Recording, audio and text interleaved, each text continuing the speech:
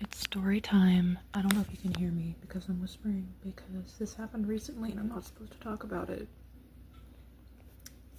I was at my little brother's birthday party and my uncle decided that he couldn't handle my brother joking around with him and calling him a little man, and so he cussed him out and told him to leave.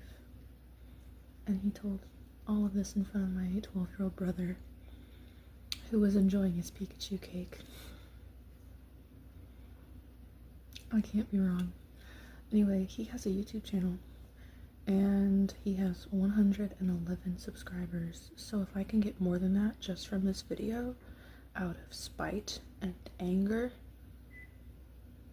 that would make me happy, and I will be bragging. I've cut him off. I've cut him out of my life. Yeah, what should I do? I'm feeling really spiteful